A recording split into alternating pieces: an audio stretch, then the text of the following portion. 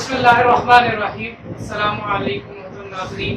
امید کرتا ہوں آپ لوگ ہم نے جو طب نبوی کا جو سلسلہ شروع کیا ہوا ہے اللہ کے فضل سے اس سے آپ کو فائدہ بھی ہو رہا ہوگا اور یوز بھی کر رہے ہوں گے ان تجاویز کو، ان حدیثوں میں بیان کیے گئے ادویات کو، کھانوں کو۔ ناظرین آج کا ٹاپک انتہائی اہم ہے۔ آج آنے والی ایک دو ویڈیوز میں ہم جو بیماری ڈسکس کر رہے ہیں اس کے متعلق، جیسے کہ میں نے پہلے بھی حدیث فرمائی کہ آپ صلی اللہ علیہ وسلم نے فرمایا کہ انسانی جسم کی بیماریاں اصل میں پیٹ کی بیماریوں سے جنم لیتی ہیں۔ آپ صلی اللہ علیہ وسلم نے یہ بھی فرمایا کہ اگر آپ کا معدہ درست ہو آپ کا جسم درست رہے گا، اگر معدہ خراب ہو تو سارا جسم خراب رہتا ہے۔ اور ایک اور روایت میں آپ صلی اللہ علیہ وسلم نے فرمایا، آپ صلی اللہ علیہ وسلم نے معدے کو بیماریوں کا گھر قرار دیا۔ جی ناظرین، میں آج ہم جو بیماری کی بات کر رہے ہیں وہ ہے معدے میں سوزش۔ سوزش بھی دو طریقے سے ہوتی ہے، ایک تو نارمل ایکیوٹ گیسٹرائنٹرک ہے، اس کے علاوہ کرونک گیسٹرائنٹرک ہے، یعنی کہ وہی بیماری جب بہت پرانی ہو جائے گی اب اس پہ دھیان نہ دیا جائے تو وہ آگے پھر معدے کی مزید سوزش اور پھر وہ السر اور کینسر کی طرف بھی چلی جاتی ہے۔ اس لیے اس ویڈیو کو اور آگے آنے والی ویڈیو کو ضرور دھیان سے پورا سنیے گا کہ اس میں کیا علامات ہیں، پھر آپ صلی اللہ علیہ وسلم نے ہماری کیسی رہنمائی کی۔ لیکن معدے کی سوزش بیسیکلی جلن پیدا کرنے والی ادویات جیسے اسپرین ہے، شراب ہے، فولاد کے مرکبات ہیں، جوڑوں کے جو درد ہیں ان سے زیادہ تر یہ ہوتی ہے۔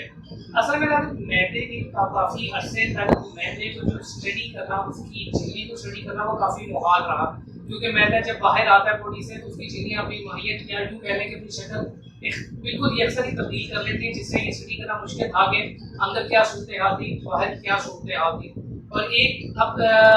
یوں کہہ لیں کہ سائنس نے یہ بات بھی ثابت کی ہے کہ معدے کی سوزش اب ایک خطرناک ڈیزیز ہے جو آگے جا کے معدے کے کینسر اور السر میں بھی تبدیل ہو جاتی ہے اگر اس کو شروع میں اس کو نہ پکڑا جائے۔ ناظرین اس میں زیادہ تر اکثر جو ان کے گردے فیل ہوتے ہیں اس میں جب خون میں یوریا کی مقدار بڑھ جاتی ہے، پیٹ میں پیٹ کی مقدار بڑھ جاتی ہے تو وہی جراثیم آپ کے معدے میں سوزش لے آتے ہیں اور آپ کے معدے کی جھلی میں ورم آ جاتی ہے، سرخی مائل ہونا شروع ہو جاتے ہیں۔ اس کے علاوہ آپ جب کھانا وغیرہ کھاتے ہیں، گرم گرم کھانا جو فوراً معدے میں جاتا ہے تو اس میں خون کے ٹھہراؤ کا سبب بنتا ہے، اور اگر آپ بار بار اس کو کرتے ہیں تو پھر وہی چیز آگے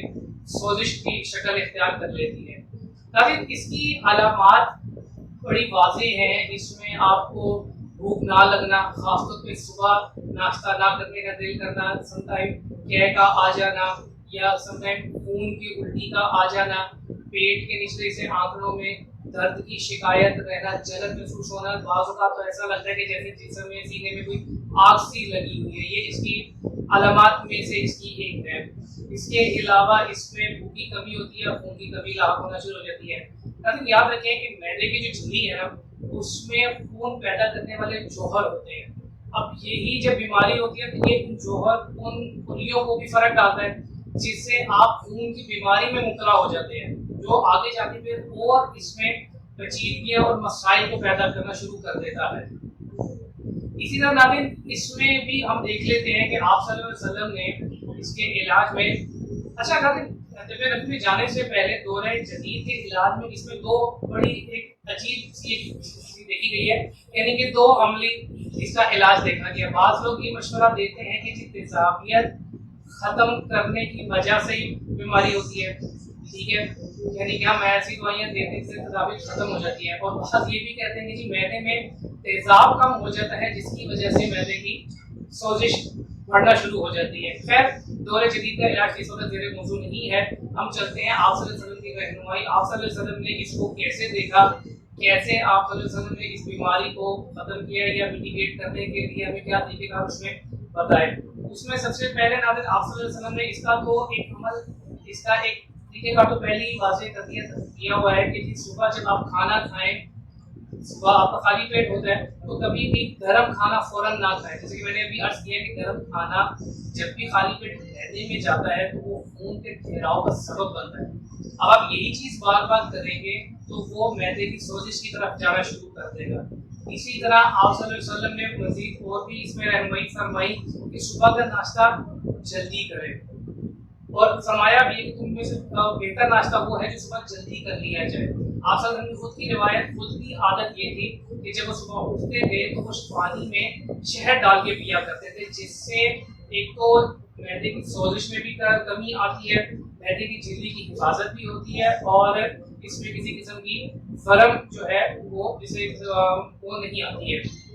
फर्म नहीं होती। इसके अलावा अल्सर के मामला में भी यही तरीकाकार आप सल्लल्लाहु अलैहि वसल्लम ने बताया कि गर्म खाना ना खाया जाए और नाश्ता जो है वो जल्द से जल्द किया जाए। ताकि इस मैं आपको एक वाकया शेयर करता चलूँ, इस बरकत और मुबारक नुस्खे में अमेरिकी कंपनी की कंपनी थी, उसमें एक अमेरिकन डायरेक्टर थे और माशाल्लाह शराब पीने की महमूद है, वो इतनी आदत हो गई उनकी कि शराब भी पीने तो माशाल्लाह साथ साथ रोते भी जाते थे, क्योंकि उनका बेहतर सोच इस कदर हो चुकी हुई थी कि अब वो मतलब डॉक्टर ने तंग आके उनको जवाब दे दिया था कि या तो आप शराब पीना छोड़ दें या फिर आप बस फिर अपने दिन गिने। तो एक दफा यहाँ पर आना हुआ, इसी वाक़े को डॉक्टर खालिद साहब ने भी रिपोर्ट किया अपनी किताब में। तो जब उनका यहाँ पर आना हुआ तो एक महफिल में मधु हुए, तो उनको ये जो इलाज था उनको ऑफर किया गया, उनको कहा गया। तो पहले तो बात मजाक में उन्होंने उड़ा दी, हंसी में उड़ा दी कि भाई अमेरिका में डॉक्टरों ने नहीं किया तो इन्होंने क्या करना। तो भारत तय ये पाया कि ये लोग इलाज करेंगे, लेकिन उसकी कोई फीस और कोई उसका पैसा नहीं दिया जाएगा। तो उसमें भी उनको यही चीज़ दी गई कि दूध के गिलास में शहद मिला के दिया गया रेगुलर एक साथ, जैतून मिला के दिया गया। जैतून की मैंने पहले भी आपको बहुत ज़्यादा अफादीत आप की रिवायत में भी इसमें है, वो दिया गया। याद रखें कि जैतून का तेल मैदे में जब आप खाली पेट देते हैं तो जैतून का तेल मैदे की सोजिश को बिल्कुल ख़त्म कर देता है, एक अंसर भी उसका